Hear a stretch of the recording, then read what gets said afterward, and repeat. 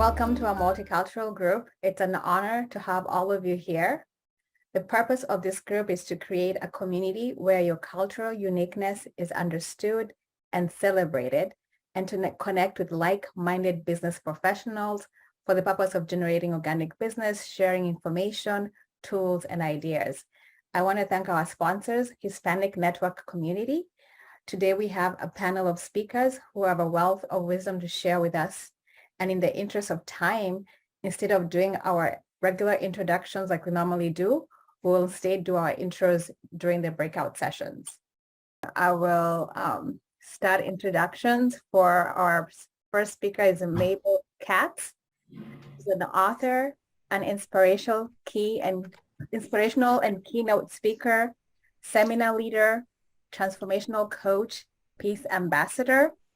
The work she does is consistently transforming businesses and improving lives. Her unique presentation goes to people's core and soul and gives them the tools they need to create long-lasting results. Many have said she has changed their lives.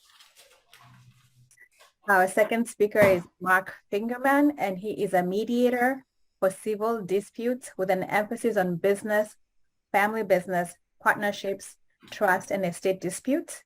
He practices mindfulness-based mediation, offers mindfulness training for companies, professionals, and individuals. And our moderator today is Jorge Rabasso. He's an insurance broker and has been in the financial protection business for over 30 years, helping people with health, disability, long-term care, and life insurance, and helping with their employee benefit packages. He represents numerous carriers, which enables him to shop for the best products at the best price, customized for each situation. He's also the founder and chairman of the Hispanic Network Community, former Hispanic Business Network, which is our sponsor. So now I'll hand the meeting over to Jorge so he can lead us to the next step. Okay, perfect. I'm gonna start, but now you know we have Preston. He had come just at time. So Preston, can you talk about him? So Preston, thank you for coming. Preston is a real estate intermediary with Rose City Realty, Inc. He bundles his capital market knowledge with local real estate market expertise to successfully complete most types of real estate transactions, regardless of size or complexity. Back to you, Jorge. So now the first question is going to be for Mabel. Mabel, I know you for a long time. I have a lot of admiration for you. And you have been working in, this helping people all around the world. And the reason why we choose you to be here is because you really deserve it. So, Mabel, what is the biggest mistake someone can make in their life? Not to go out of their comfort zone or, buy into the fear, not going for their dreams. I think we really need to trust ourselves more, to believe in ourselves more. Basically, I would say that's, I think, the biggest mistake, not being yourself, paying attention what other people think of you instead of working on what you think about yourself. That's the biggest change in my life. I used to be a tax accountant and making all those changes, forgiving, letting go of the past, living more in the present, not worrying so much about the future. So all those changes will help you to go through your fears, feel the fear and do it anyway. That was one of the first books I read, Feel the Fear and Do It Anyway. So it's really going for your dreams, I would say. Not going for your dreams would be the biggest mistake, not believing in yourself. Because you're going to have all your life why I didn't do that. Oh, yeah. And then you'll regret. And you will regret for something that you didn't do. That's a big mistake. You're right. Thank you, Mabel. Sure. Mark, Mr. Fingerman, how about you? What do you think is the biggest mistake someone can make in their life? Hang on 1 second. That I'm presenting, so I'll give you a more direct feed to my voice. So that's an interesting question because there's a lot of ways to approach it. So I'll just take the most direct route. I think the biggest mistake that someone can make is not realizing or forgetting that, it's all in your mind. What does that mean? That means that necessarily everything you experience is in your mind, because the world is out there. There's an objective world that's constantly in motion, that has forms and motion and interactions that we see, but it's being mediated by the brain and by our senses. Now that sounds like, well, that's pretty obvious. Yeah, but people forget it. They forget it. And what does that mean? That means that people, I see this as a mediator, as a former trial lawyer, people get into conflict over perceptions and viewpoints. You know, the two people looking at the same thing see something different, necessarily so. And it's such a fundamental aspect to just realize that you are in complete control of how you interpret reality. You know, give you an example. Somebody says, so-and-so is upsetting me because they're doing this. And my question to them is, who's upsetting who? That person's just doing that. They're not doing that to intentionally upset you. You are reacting to that in a way that's upsetting. You can change your mind and change how that affects you. It's just that simple. And ultimately, we can choose to live with a foundational sense of joy and joyfulness. Joy is our birthright. We're inherently joyful creatures. Let's try it right now, okay? I can show you in 3 breaths, okay? Just sit up in a way that you're comfortable and upright. And you can keep your eyes open if you want, or close them. Empty the lungs completely. And bring up a half smile. This is the key. Bring up a half smile. And take 3 full deep breaths in and out of the nose.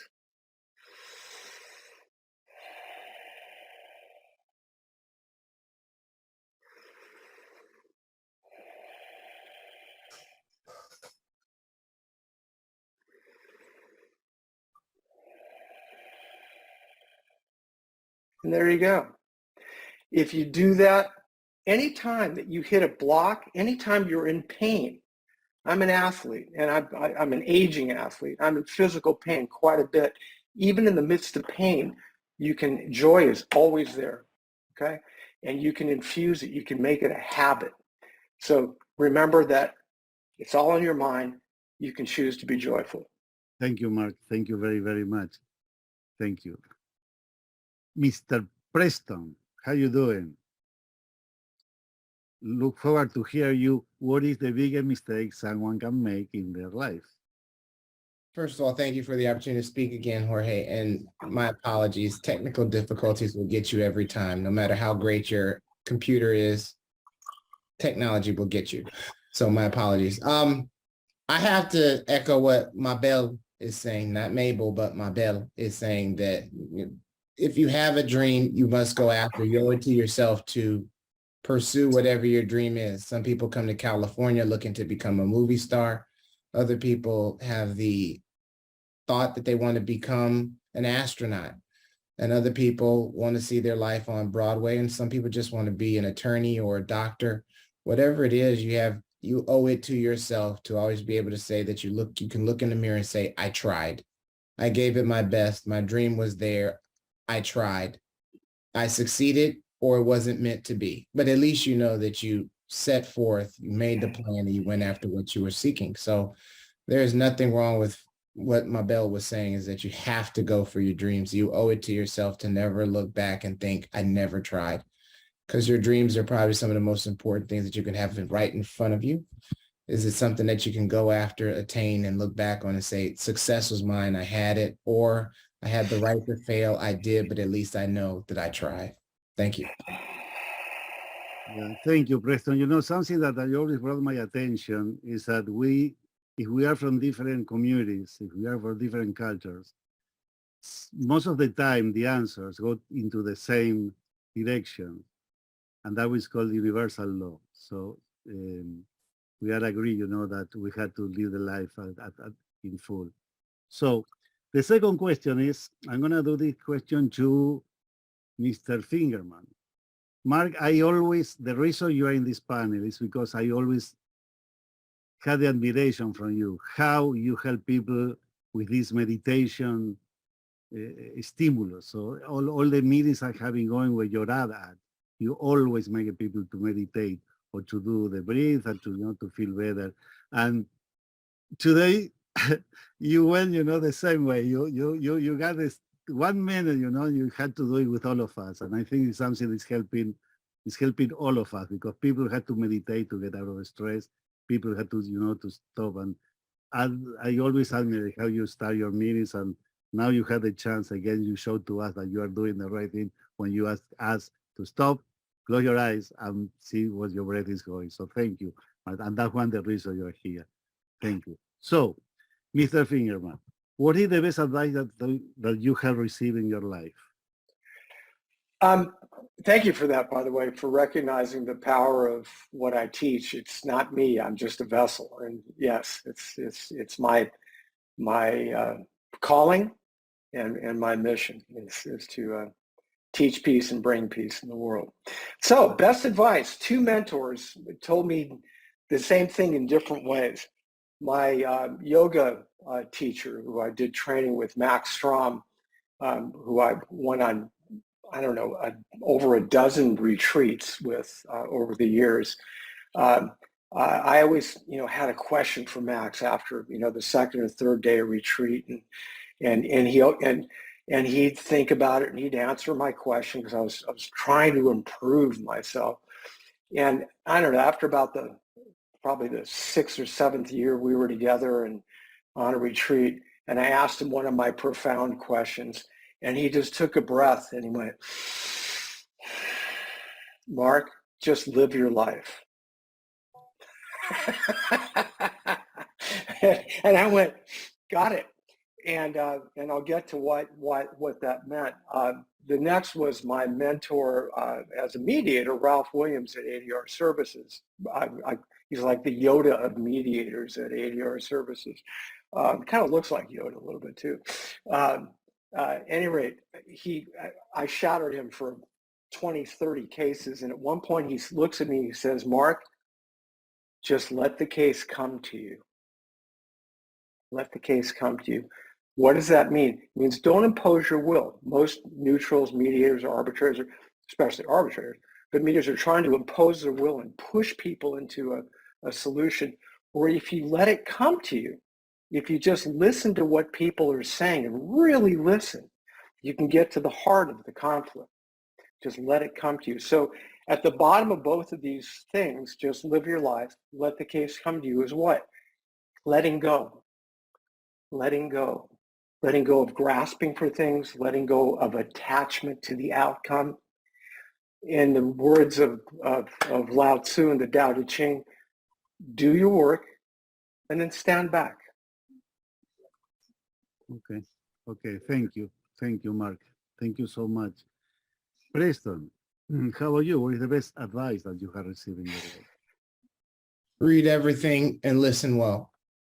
I think reading is fundamental. They always say that on ABC on Saturday mornings, but I do believe that the more you get your hands on, the more that you can read, the more that you have time to read and read it, the more you expand your mind, the more you expand your knowledge, the more you expand your perspective of how other people think. If you're a Democrat, read some Republican materials. If you're a Republican, read some Democratic materials. If you're it's true, Mark. It pays to know how other people think, and then you keep listening. And the old saying, you got 2 ears and only 1 mouth, so double up.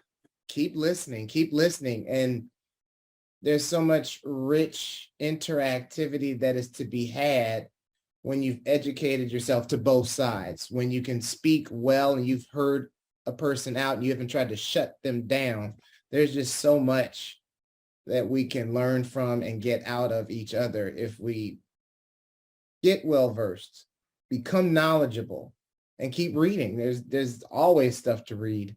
Fill that mind up with as much knowledge as possible, listen for perspective, and then add to the conversation. It creates a richer life and richer opportunities to get to know so many people at with more breadth and more depth than ever before.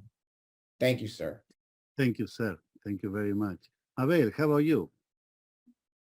Well, I had a teacher, a Hawaiian teacher that taught me the hooponopono technique. And I was with him for 10 years. And one day I told him as a joke, I said, I started writing my book. So he said, wonderful.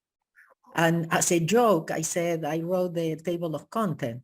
And he said, that's the way you start writing a book.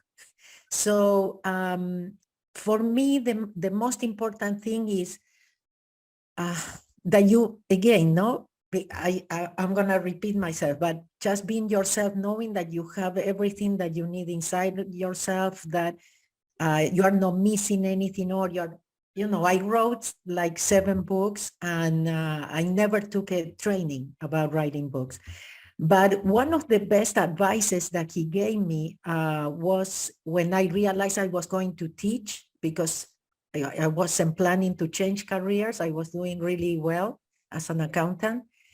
And I went and I said, well, I'm going to go and take classes, because I don't know anything about public speaking. And he said, no, that will take all your naturality. All you have to be is yourself. So that being yourself was a biggie for me. Again, not paying attention what other people, I can be in big crowds and not get nervous, only because I have to be myself. And I'm not there to impress anybody. I'm not there to see what they are gonna say about me. Not everybody will like you, but you have to like yourself. And very briefly, I'm gonna say, going back to the book thing, because I think it's important. We put in our minds, like Mark was saying, things, I cannot do it, or I don't know, I don't have what it takes, whatever. So in Croatia, my organizer says, we don't have enough time to publish your book. This was many years ago. And I saw the red, Carolina, but I will take 30 seconds. So anyway, she says the publisher, the professional said they cannot do it on time. And she says, could I publish it? And I said, yeah, go ahead. So when I get to Croatia, I just go directly from the airport to give the conference, to present the book. And I look at the book in Croatian, and it's perfect, bound and everything. And as I'm talking to the people, I say, look, the professional says it cannot be done. Look at the book, beautiful, yeah, professionally done. She says, the amazing thing is she's not a publisher, and I'm not a writer, because really, I'm not a writer, even though that I wrote 7 books. But when you do things from your heart, I mean, everything works. Thank you. That's the best advice. That's the best advice. And also you said something about the social mirror, right? The social mirror, that's always yes. looking at us and misguiding us. So we got to get rid of that most of the time.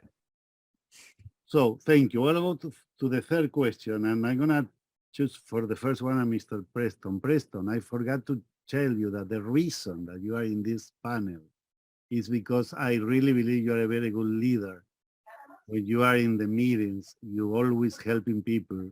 You always are saying good things about people, and you impress me. I really, there are things that we can learn from you. You are very, very proactive when you do your leadership. So I'm going to ask you, what is the most positive experience that you share with someone from another culture? Could you repeat that question one more time, sir? Yes. What is the most positive experience that you share with someone from another culture?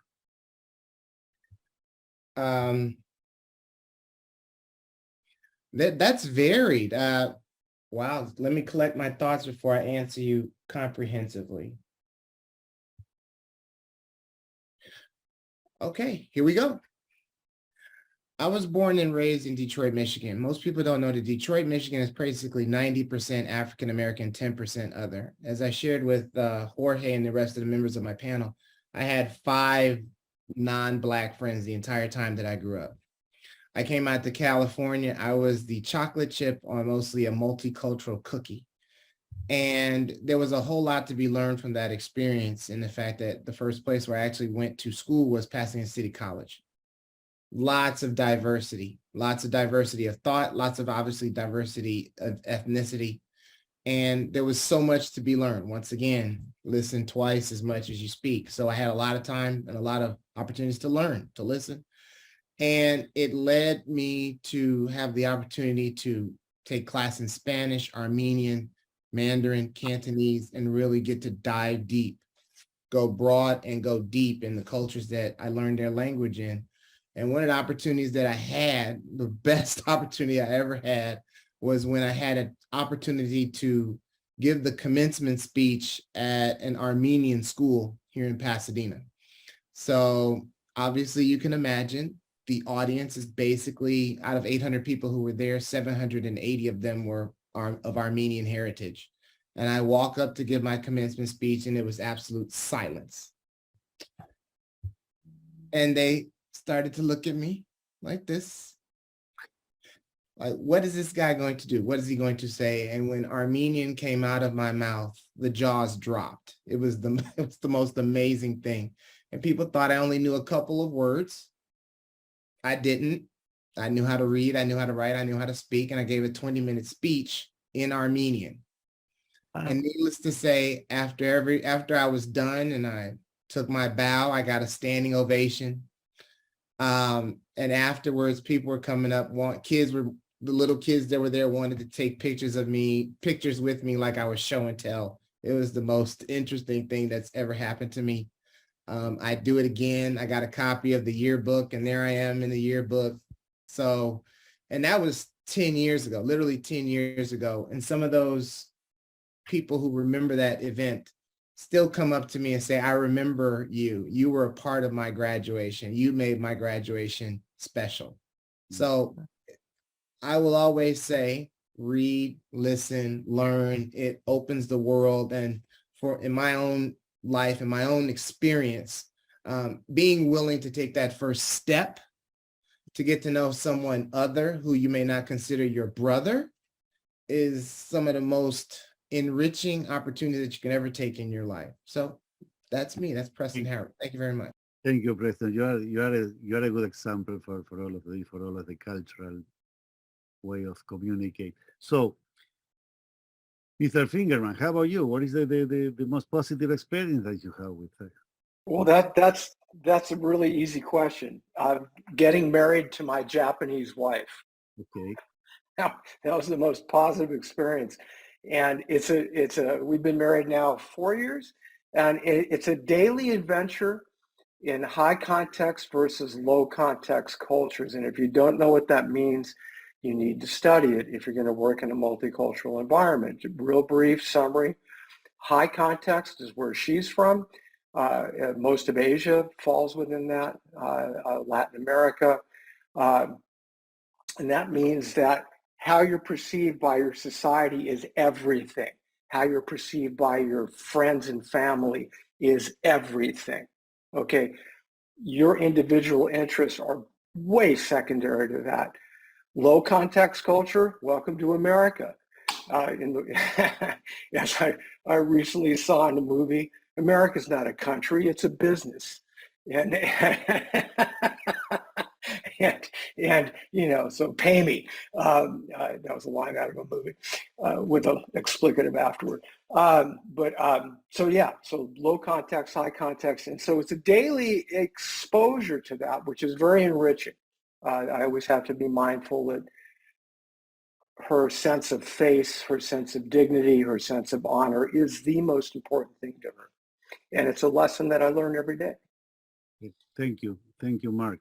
Mabel, how about you? What is the most wow, I'm impressed. You have been traveling all over the world, right? So you have a lot of experiences with another culture. So yes, I actually didn't think of what I'm going to share with you, but the stories that Mark and Preston share impressed me really. Preston, I do have a question. Where did you learn Armenian? How did you learn Armenian? The University of Colorado Boulevard, also known as Pasadena City College. Wow, I'm impressed. Okay, So Jorge, yes, you are right. I travel around the world and everybody's always ask me, what's your best, what's it called? The best place you've seen, and everything. But what I got from traveling around the world and working with so many people, different cultures, different languages, races, religions, we are all family. And I think that's the most important thing, that we realize that we all have the same questions, the same challenges. We are all looking for the same things. But actually, I was inspired to share an experience that I had in Chile. In the first break in the seminars, a Palestinian guy came to me and he said, I don't agree with anything you just told us. And actually, I didn't want to come because when I saw your Jewish last name, I thought, what does he have to teach me? Yeah. So I actually listened to him. I practice what I teach. So I kept my mouth shut, and I took responsibility. So, but he went on telling me what he believed, and because I didn't go into what my intellect was saying, yes, and the judgments and everything. I actually was able to listen. And when he finished, I said, I think we are talking about the same thing, but we are just calling it different names. Would you be willing to stay? Because I think really we are talking about the same thing. He stayed, and the next day he came and he had really a big challenge, and he was able to practice what he learned. And he came back on the next day and he said, this really works, And at the end of the seminar, he said, this is peace in the Middle East. So that's it. And that's what your dreams are, right? Yes, yes. Okay. But we have to keep working at it. Okay, very good. Thank you, Mabel. Now, the last question is going to be for Mark. Mark, how do you empower yourself after failing a project? Well, that assumes facts, not in evidence. that I fail at anything. I really don't. But when things don't go the way people would have liked them to have gone, and I feel like I've let people down, a sense of failure. For example, a case doesn't settle in the first session of mediation. It's like walking out of a courtroom and having a ruling against you. It's lawyers in the room here. You know the feeling. So what do? I go outdoors. Really simple. I go outdoors and reconnect with nature. I go for a surf. I go for a road ride or a mountain bike ride. I go for a hike and just reconnect with my breath and in nature and just let go and have a beer. Okay. All right. Go ahead with life, because life sometimes, everything goes fine and sometimes fell in pieces, right? Yeah, it's all on your mind anyway. Yeah, it is. Yeah. That's another class. That's another thing that we have to talk about it. So, Mabel, how about you? So what is failure? Failure, it's only if we don't learn. Because that's part of, they said, it's the other side of the coin of, success and failure. I mean, you have to go through life learning. So I think only, you fail if you don't learn. So I don't call it failure either. I mean, I heard once Les Brown said, failure is my vitamin. I take it every day. So because, Earth is a school. So we are all here, learning. What I do, I keep going. Nobody stops me. So, it's the way I am. But really, I cannot think of things that I said, oh, I fell at this or that. Well, some things don't work my way, but I always know that everything is right and perfect. So I just keep going. Okay. All right. So basically, okay, let's see what Preston says about it. Preston, how do you empower yourself after failing the project? It's interesting you asked that question because I took it a variety of different ways. as a parent of little people, there have been times when I wasn't able to help my child in the best way that I would have liked, and I wasn't able to help her prepare the best project for school. Sure. I mean, I'm at the office and I think I'm getting a little bit of feedback from someone. Farinati Graciela? Yeah. Okay. But I'll keep going. You know, so I take it that you can fail your child, you can fail your boss, you can fail your friends. You can have failure come in a variety of different ways. And I think all of them are relevant. I mean, you can fail your boss and they could fire you, but it's just as serious if you fail your spouse, or if you fail your friends, or if you fail your kids, no matter what the project is, because they've all brought something to us that they needed us to do. So I look at every last one of those relationships as an opportunity to exceed and succeed, but I may have failed my family, failed my friends, failed my employer. So once again, I go back to going back and listening for feedback. And then probably the toughest thing for me of all is to just own how I failed to these people who may have been relying on me. I mean, the worst time that I felt failure was when I didn't help my 6-year-old get her assignment into school on time. And, you know, when you see your 6-year-old drop their head and start crying, you know that you failed your kid. So I needed to go back to my own little kid and look her in the eye and get down on my knees and say, Daddy failed you. Daddy's sorry. How can Daddy do better? And then I got to listen to my kid, be willing to put 2 ears on and shut this mouth and listen to how I can better things with my own kid. Sure, if I could fail a client, but I failed my kid. So who's going to have the deeper effect on my life going forward? My kid. I do want to do a good job for my client. So it's easy to own it to the client, say, hey, I didn't put my best work forth. How can I do better? You know, I own it. I did it. How can I do better? So I think a lot of times when it comes to failure, how you pick yourself back up is how you go back to the people who you've harmed, own that you did something less than what you expected, and ask them for forgiveness and say, what can I do to do it better the next time, granted the opportunity? Right. Thank you. Thank you, Preston. Thank you so much. Well, you know, we finished with the 4 questions, and I think that is a good thing that we recorded this. Wait, I think Mark didn't get a chance to give the last question to answer. Mark?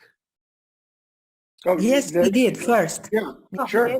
My Yeah, bad. Yeah, remember, have a beer. Yeah, Go yeah. outside, Right, sorry. Yeah, it was, have a beer. No, it's okay. But you know what I think that is what I was saying, that it was I think it's a very, very good idea that we recorded this, because we heard a lot of information and we have a lot of things that we are gonna be able to go back to refresh those things, because it's like, you know, going to a travel when you're going to different cities and you go one after another, and after this you haven't seen anything, because this is a lot of information. And Mark and Mabel and Preston, you know, they say right things that maybe we should go back and listen them again in order to implement in our lives.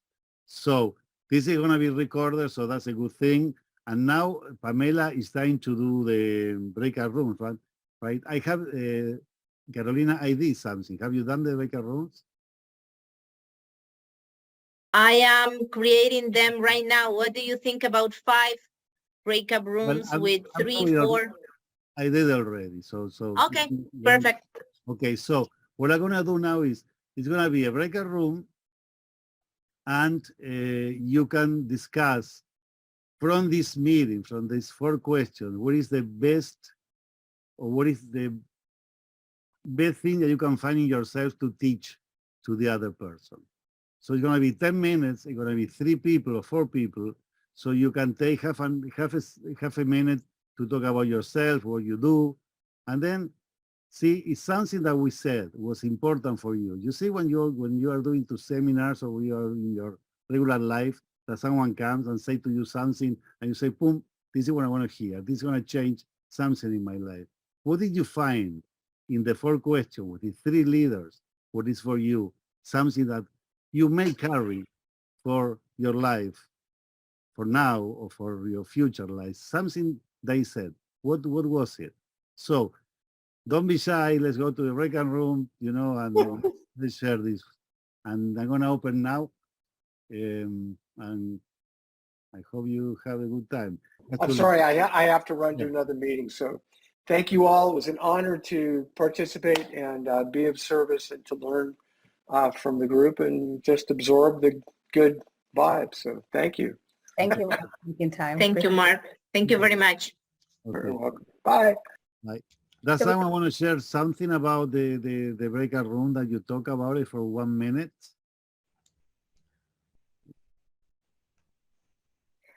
I think we're talking about the whole low context versus high context that Mark talked about, and how that applies. I come from a high context, living in a low context, and having to switch my brain back and forth.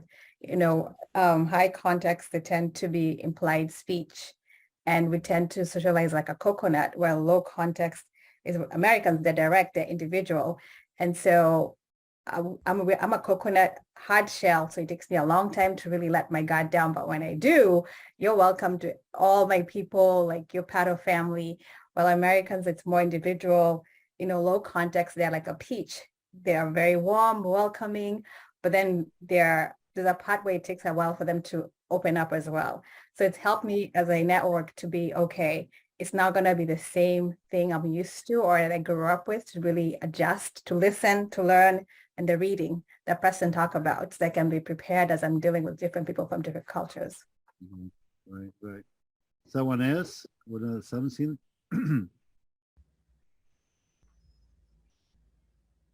I can share. Please. My name is Drusilla. So I was in the room with amazing Christina in Princeton, and I was interested how Princeton was listening to our stories, asking questions about Christina, the life in Belize compared to the life in America, how the intermarriage of the culture of intermarriage about her parents, how is it affecting her growing up, and how she sees diversity in Belize compared to California. And then he was interested to know about Rwanda, because I survived the genocide. I was there in 1994. So he was asking if when I say I'm from Rwanda, if people tend to ask me about genocide. And that is the case. Many people know Rwanda about the 1994 genocide, and I was there. So, Preston, you are a good listener. You are interesting, and and it was nice meeting you. Yeah. It was like what Jorge mentioned, that Preston gives the attention to others in the room and not on himself, right? So the focus was more on Drusella and myself as opposed to him. So thank you, Preston. Thanks. Someone else want to say something about today's meeting, about any thought? Okay, so I'm gonna say something. Please, because I had the pleasure of meeting David, and Valerie was there. And one thing that I didn't say that I think is so important, and Valerie gave me the inspiration, because I love when I see young people, and I love to work with young people and tell them you don't have to be perfect, So that was a big one for me. And I was looking at Valerie, I don't know how old she is, but she looks young and she's doing big business, and I love it. And I'm sure sometimes she doubts, but again, you don't have to be perfect. Just be yourself. Thank you, Mabel. Someone else? Can I say something? I was in a group. Of course. I was waiting for you. We were waiting. Actually, but if Tara is here, she's gonna say so. She has to say something. Of course, Tara, you're welcome. Yeah. Thank you. No, I'm sorry. I was just going to say it was interesting. I was in the group with Jorge, Felix, and Christina, and you know what? Like Felix explained, that following you know what you want to do, and you have this dream, and you must take action. And that to me was so meaningful. And look where he is now. He's communicating with folks all over the world and spreading what he needs to do. And every day he plans with his partner to figure out, okay, where do I go next? What do I need to do to, make sure, take action of what my dream has been. And it was really interesting. So thank you. Thank you, Tara. Isaac, yeah, you want to say something? Very thank you for everyone. It's my first time in this event. Well, in Spanish, I have the experience for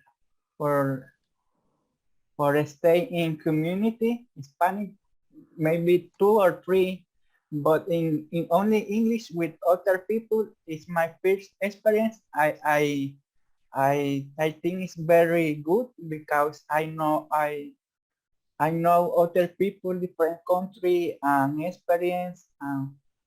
Yeah, I like to hear all people. I would like to learn in the more about person. Okay, thank you, Isaac. Thank you so much. Someone else? Okay, so, no? All right. Pamela, with your permission, I would like to give 2 minutes to Dr. Felix Laxo to talk about the project, because this is a very, very important project. And also, Dr. Felix has been, doing a lot of things to save the earth. So it's something we have to pay attention. My friend Felix. You had 2 minutes, yeah. You want to unmute yourself? Unmute yourself, Felix. We can't hear you. Yes. Okay, number one, I never give up. And one of these days, it was the Friendship Day, el Día del Amor y la Amistad, the Friendship Day. And a friend of mine wrote me and he said, congratulations, you never give up. And I said, you know what? Because my goals are my first priority. And the goal is really to help humanity. And believe it or not, it may sound, I don't know, incredible, but one person can do a difference. And because you start joining someone else and someone else. So basically what I wanted to say is we're getting ready to do a World Congress. If any of you listeners would like to join, and there are many possibilities to join this, this effort, please, I will ask my dear Jorge to give you my address or my email or my phone, and feel free to contact me, and we can work out a way that you can assist this big effort that we're doing. Believe me, the planet needs it badly, because we can be doing any type of project in different aspects, different walks of life, but we are forgetting the place that we're standing, the place that we're sitting. So please, again, if you feel free, do contact me, and it'll be an honor to contact you and let you know which way you can be of some help in this huge effort. Gracias, Jorge. Thank you, Jorge. No, you're welcome. You know that the Hispanic Network Community is always towards to help the earth. And something like it's a project that we are opening as well. So we're always helping you, Felix. You know that. Because and I'm sorry, Felix, you mentioned something about trash. And my nephew in Mexico, he has dedicated himself to that, to converting. So if you are interested, I can put you in contact. Oh, no doubt about it. I definitely need it. Yeah. You know the city that he is in, Distrito Federal or any city? Yeah, in the Distrito Federal. Sí. Oh, please, I definitely need to contact him. Because he has a very interesting project. Yeah. Okay, Mabel, I'm gonna send him his Felix email, so you can communicate. Yes, please. So on my side, Pamela, I really appreciate, I have been the moderator. I really thanks Mabel, I thanks Preston and Mark to come here. And, it was a privilege for me. I'm so happy today. So, those days that things work, because we are doing is following the mission to put the communities together. So thank you, Pamela, for this opportunity you have given to me and to all of us. Thanks so much. So, you're welcome, and it's been an honor, a pleasure. I'm always learning so much from each one of you. Thank you, Preston, Mabel, for taking the time to come and share with us your wisdom, and Jorge for all the ideas and the support. It's been so instrumental. I really do appreciate that. Our next gathering is March 17th at 11 a.m. I will send out an email with all the information. March is Women's Month, and we'll have a panel of women who are pioneers in their industry to discuss the challenges they faced, how they've overcome them, lessons learned, and Tara will be one of them. So I will send all the information so you can log in and come support women who are jumping in there and creating seats, tables, rooms so that the next generation can have it much easier. So I look forward to seeing you all next time. So thank you. Then a big round of applause to all of us, right? That we are doing. Yes. Right? So Yeah. Thank you, George. Thank you.